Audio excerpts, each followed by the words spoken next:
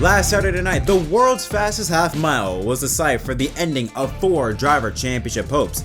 However, today we head to a track that hopes to offer some much needed magic to the 12 drivers still remaining in the title hunt. It's a fresh round with new opportunities. However, while this track may offer its magic, play your cards wrong and it can turn into an awful spell that could possibly make your chances of advancing all but turn into oblivion. For the first time since 2017, the Magic Mile plays host to the playoffs, and it's the opening race in the round of 12 for the 2025 NASCAR playoffs. It's the Mobil 301 from the New Hampshire Motor Speedway in Loudon, New Hampshire. Unlike last year where rain created a wild and chaotic race here in Loudon, today is going to be sunny skies and perfect weather, low 70s, low humidity, no chance of rain, a slight wind 6 miles an hour south-southeast through the racetrack, wind gusts as high as 15 miles an hour. Green flag is scheduled for 2:05 p.m. Eastern Time on the USA Network. Regardless, it is a beautiful, gorgeous day to go racing. Welcome everyone to another episode of MDK RaceDay. My name is Jet. Hope we're having a wonderful day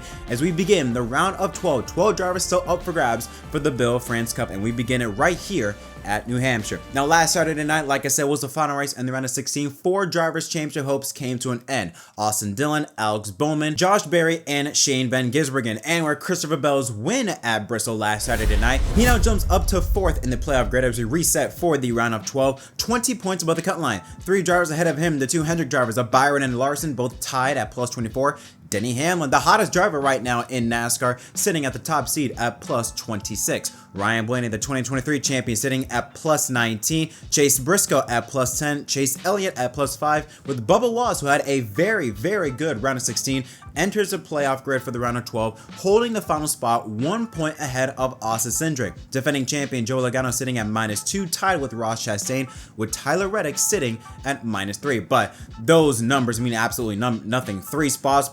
This playoff grid is still wide open. Busch, the official beer of NASCAR and proud sponsor of the Busch Light Pole Award, given to the fastest driver at each NASCAR Cup Series event. Busch Light congratulates Joey Logano for his 33rd career Cup Series pole and his 609th career start. It's his second pole of the season, his first since Atlanta in June, and surprisingly, it's also his first pole at his home track of New Hampshire. He wins pole, scoring with a speed of 130.622 miles per hour. Since 2020, Busch Beer has invested more than $50 million in being a premier sponsor of the NASCAR Cup Series. So here's a look at the starting lineup for the 2025 Mobil 301 from the New Hampshire Motor Speedway. Like I said, Logano on the front row alongside is his teammate Ryan Blaney, who also started on the front row here last year in the 12 car. Row 2, Josh Berry, who had probably the worst playoff round in history. The last 3 weeks, he finished dead last in all of them, but this time, he backs up the round of 12, his first race out of the playoffs, with a 3rd place qualifying position.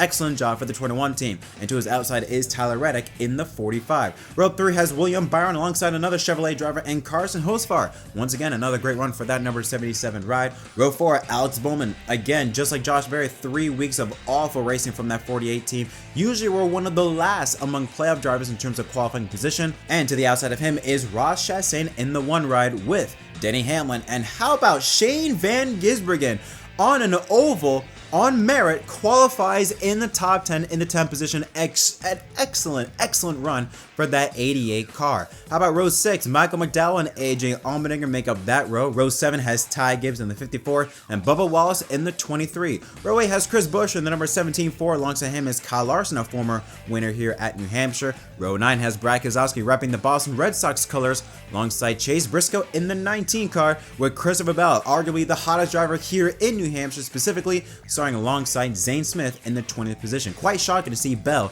qualify that far down the running order. Row 11 has Justin Haley in the number 7 ride and Austin Cindric in the 2 car. Ryan Preece and Kyle Busch make up row number 12. Lucky row number 13 has Riley Herbst, his best qualifying position I believe in quite some time, starting 25th. Alongside him is Eric Jones in the 43.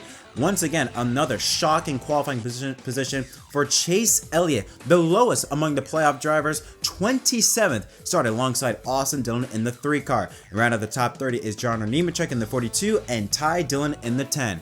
As we take a look at the last 3 rows, Cole Custer in the 41, Daniel Suarez in the 99, Noah Gragson and Ricky Stenhouse Jr. row 17, with Cody Ware and Todd Gilliland rounding out the 36 car lineup. Let's take a look at the odds to win the Mobil 1 301 from New Hampshire. Teammates Blaney and Logano top of the board, plus 220 for Blaney and 500 for Logano. Hamlin, former winner here at the Magic Mile, sitting at plus 650, with Byron and Bell both tied at 700. Kind of surprised to see Bell this far down, but granted he's starting 19th, probably that's why. I mean, you could get a steal there because he is for sure a favorite to win here today. Tyler Reddick and Larson 1200 each for those two drivers. Josh Berry, the lone non-playoff driver on this list, sitting at plus 1400. Chase Briscoe at 1600, and Bubba Wallace tied with Carson Hocevar and Alex Bowman at 1800. Ross Chastain at plus 2000, Gibbs at 2200, Buescher and Keselowski, RFK teammates at 2500, Elliott at 3000, Cindric at 4000, with Ryan Preece and Kyle Busch bringing up the rear at plus 6000. And now it's time to, of course, make the call. We already know how this goes. Every week I make a post on my YouTube discussion page asking you all a simple question: what do you think? Make a call. What do you think is going to happen here today? Let's go over some of the responses that we got here for New Hampshire. We got 4 we're going to take a look at. First one comes from FBI 2644. He says Joe Log, okay, will win from the pole. The Totos look very slow, so I think their win streak at New Hampshire is over. Yes, that is very interesting, specifically with Joe Gibbs Racing. Joe Gibbs Racing has won 13 races at New Hampshire, including the last 3 races so far this season, the 2025 season. They've won all the playoff races, and they have a 13 race streak of top 2 finishes. Toyota, as a whole, they are bad fast. They are in a ton of momentum, and New Hampshire is a perfect opportunity because you look at some of the drivers. Denny Hamlin, a former winner here. Christopher Bell, arguably the hottest driver at New Hampshire, coming off of a win last Saturday night. Chase Briscoe, we know how strong he is. Ty Gibbs. Never mind about Ty Gibbs. I'm sorry, I had to. Obviously, we're not thinking about Ty Gibbs, but you also look at maybe the 2011 cars. Tyler Reddick starting in the 4th position. Bubba Wallace, yes, he's starting, I believe, in the 14th or 15th position, but that 23 car has brought speed virtually every week so far since his Indy win. So I understand that the Toyotas, they look very slow. I wouldn't count them out just yet. I mean, this race will be all about track position. We'll get into that later on, but I wouldn't count them out just yet. But Logano would not be surprising considering the fact that I got the stat right here that in the last 15 races, only 3 times, the last 15 races in the 2025 season, only 3 times did the winner qualify outside the top 10, and the lowest was 15th. So this next gen car is proved to be kind of like F1.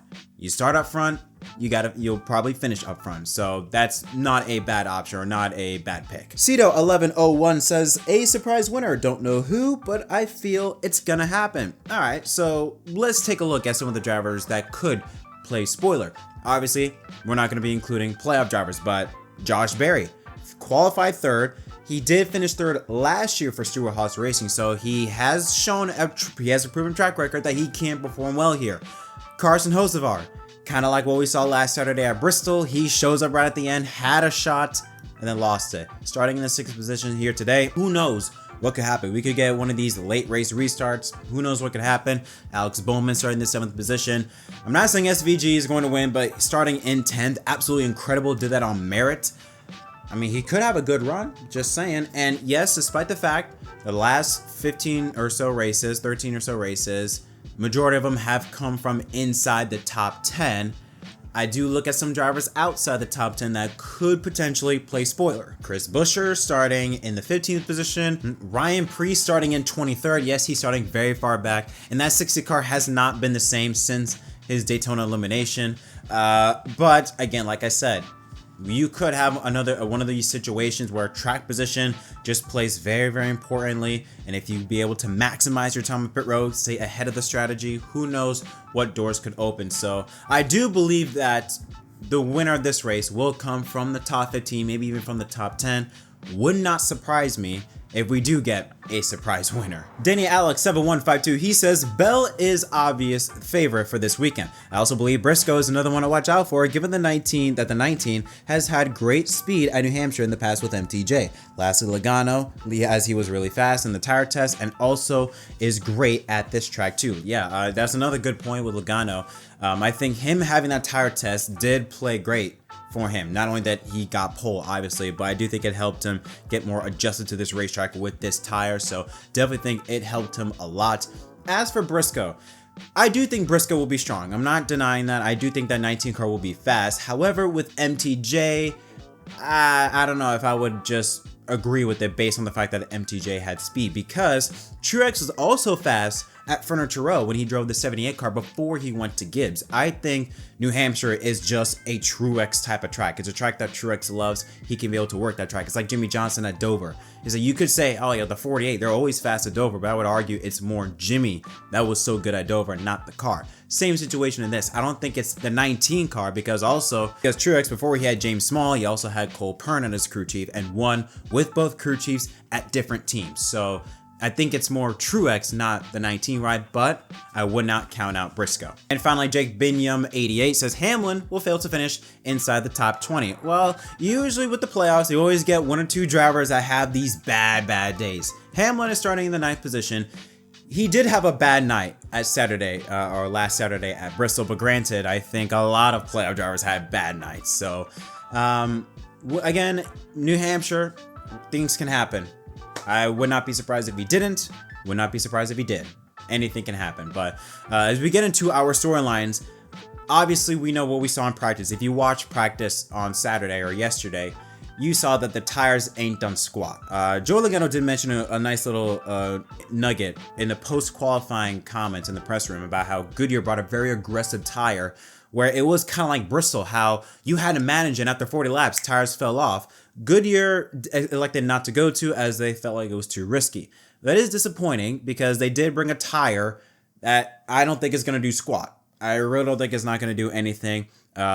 Multiple drive, I think, I want to say more than half of the grid at least did 30 lap consecutive runs and barely a difference, just a few tenths off, barely a difference in terms of lap time differential. So by that logic, once again, it's going to be a race where it's all about track position, staying up front. We know how difficult New Hampshire is to pass, period, in its own right. And now you're throwing with a tire that looks as though it's not going to wear out. This is going to be a race that is all about track position. We mentioned some of the drivers, the Toyotas, they look a bit sketchy, but I wouldn't, turn them completely to the side just yet. You gotta look at Christopher Bell. He's won 2 of the last 3 races here at New Hampshire. Denny Hamlin's always going to be fast. I'd watch for those 2 2311 cars. I'd watch for Chase Briscoe.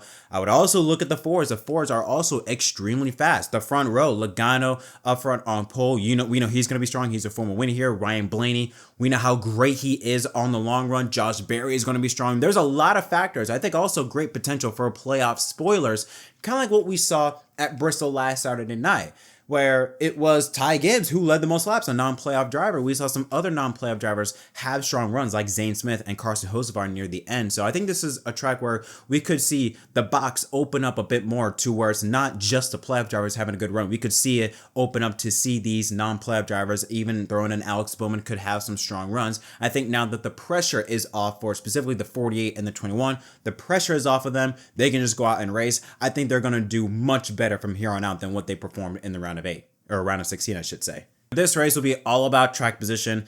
I think this race is going to play similarly to Gateway, a track that is very difficult to pass. And Denny Hamlin, the reason why he got out ahead out of everyone and was able to win that race was because of his team and their ability to get on and off a pit road better than anybody else. That's how Denny Hamlin was able to get out in front and capitalize, because they weren't a factor for much in that race. However, they used pit strategy to their advantage, got out ahead, won the race. I think the same thing is going to happen here today. But let's take a look at my Fantasy Live lineup for New Hampshire. You notice how it's one Chevrolet going up against a couple Toyotas and some Fords. So I got Christopher Bell. I got to include in my lineup. I got to include Tyler Reddick. I like what I'm seeing out of this 45 car this weekend. I feel like maybe this weekend we started to see the 45 of old return. I got William Byron. I do worry about Byron because Byron starts great. They always start great, but then they fall off at the end. I worry about that.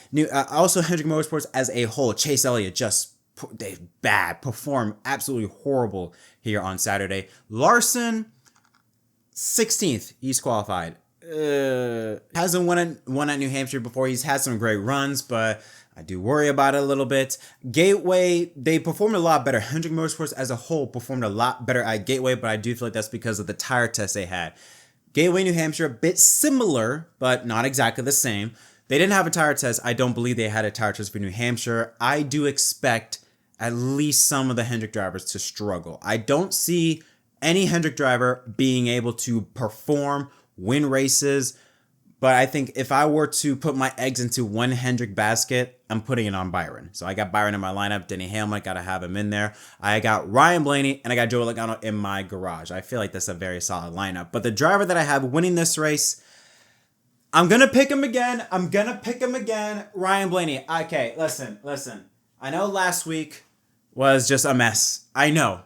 But this week ain't Bristol, right? This is going to be a much more calm race.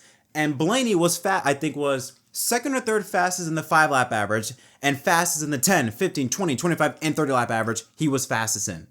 Qualifying second, he's due for a win. He's got to be due for a win. I'm putting my money on the 12 car again.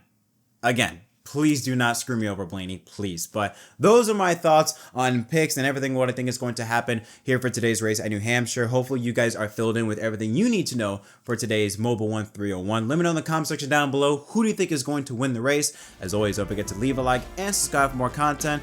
Until next time, my name is Chef from MDK. Thanks for watching.